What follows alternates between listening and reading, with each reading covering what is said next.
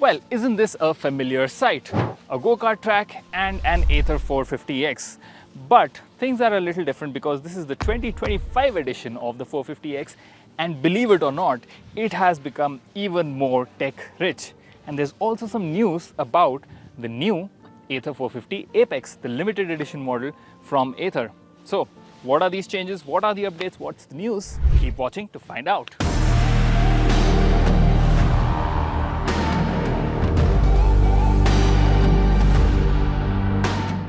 Well, this is not a very big update to the 450X. That's why you won't see any changes in the design and dimensions of the scooter. However, now you are getting two new color options. One of them is this Hyper Sand and the other one is the Stealth Blue.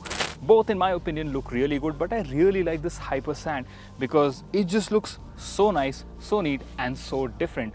And the plus point is, if you live in a city where dust and mud is a big problem, then this won't get as dirty as maybe another scooter with maybe a black color or a white color.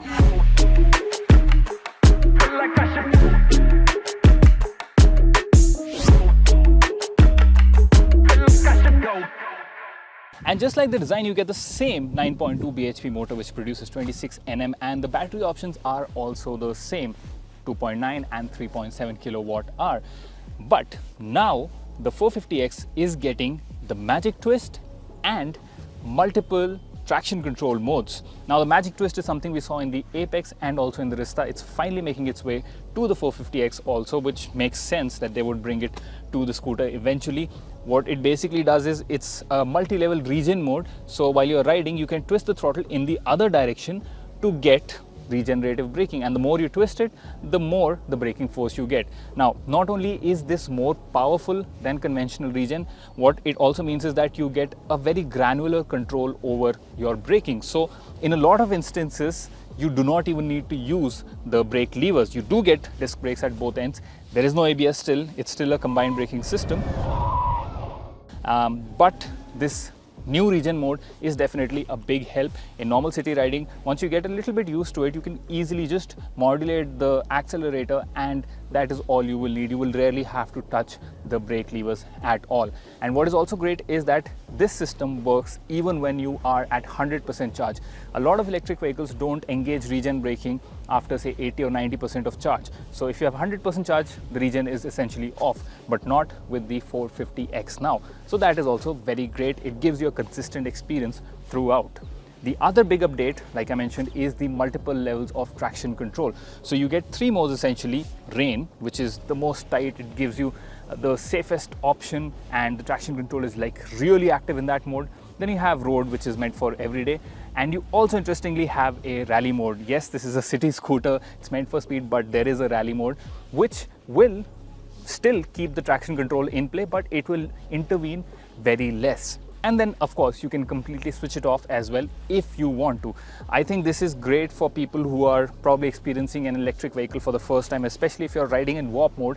You can quite easily forget the amount of instant torque you get, and you might just twist the throttle while you're at an angle, or maybe if you're going through a puddle or maybe a little bit of slush. So that is where these traction control modes really come in, and they give you, like I said, some amount of adjustment over how the experience is and how the traction control intervenes with the rear wheel. So these are nice quality of life improvements. Another big change with the updated 450X are the presence of new tires. Now they are the same size as before, but these are new MRF Zapper E-Tread tires, which Ather has specifically developed with MRF. It took them about a year or so to develop these tires, which provide lower rolling resistance without really compromising on the grip. And out here on the track, honestly, I did not feel like these tires were not adequate. I did not feel like they were not up to the mark. I could still corner, I could still brake hard, and the grip level was phenomenal.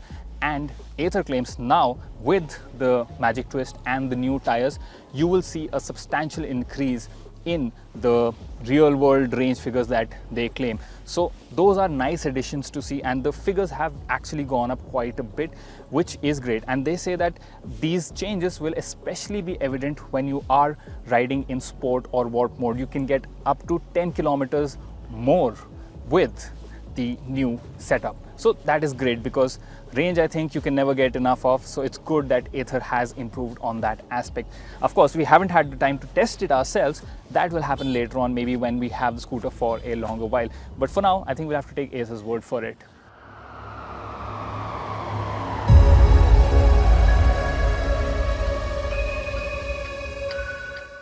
Now, coming to something which I did not like as much, well, the lag in the Google Maps is still present. So if you're using the Google Maps on this touch screen, when you're panning around, it's not as smooth as I thought it would be. There is still a little bit of jitter, a little bit of lag over there.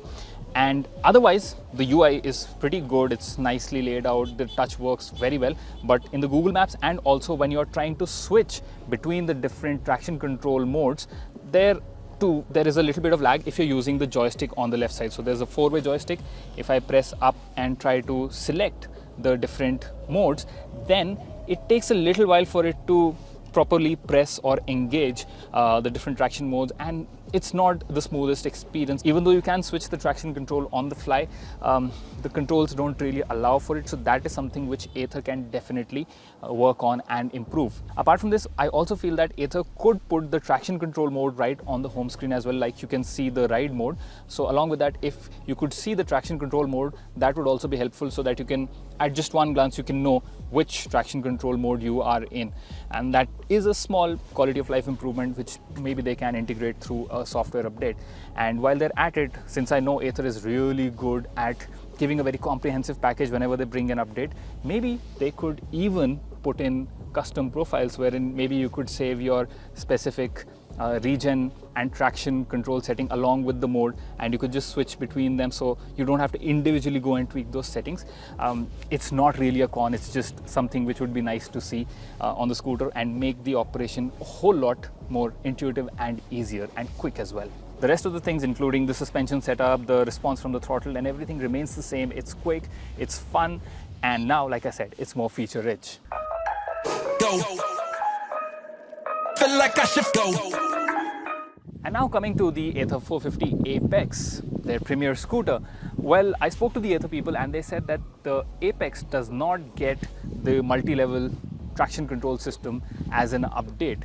They have to do it physically, which means that there might be a new Apex model around the corner. They have not explicitly said so, and we did not even get to ride the updated model today. We just rode the 450X, but this means that there is a new Apex coming. So if you really liked that scooter, if you wanted that extra bit of speed which the Apex boasts, then there is something that you should be looking forward to. And one more interesting thing is that the Halo helmet, which is Ather's helmet with Bluetooth connectivity and a whole lot of options, well, that will be bundled free with the 450 Apex model, which would definitely make it a little more value for money. The earlier models have obviously commanded a premium because of their limited run, but this helmet edition should make the value proposition a little bit better.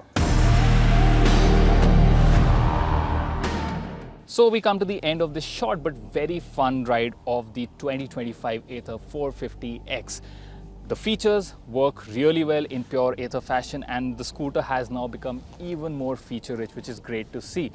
Now, with this, you also get an increase in price. So the prices from earlier, well, they're not there. The scooter is now going to cost a little bit more. If we look at the effective ex-showroom prices of these vehicles, then the 450X with the smaller 2.9 kWh battery pack is costlier by 6,400, while the bigger battery pack version is only costlier by a mere 2,000 rupees. The Apex itself has seen a hike of around 5,000 rupees. So, compared to the outgoing models, the new ones do not cost a whole lot more and give you some nice feature additions in return. So, the 450 series of scooters remains as attractive as ever. So, what do you think of the price? Let us know in the comment section down below. This is Aakash Paul signing off for now, hoping that you are driving and riding in a safe manner, following all the rules when you are out on the road. Bye bye.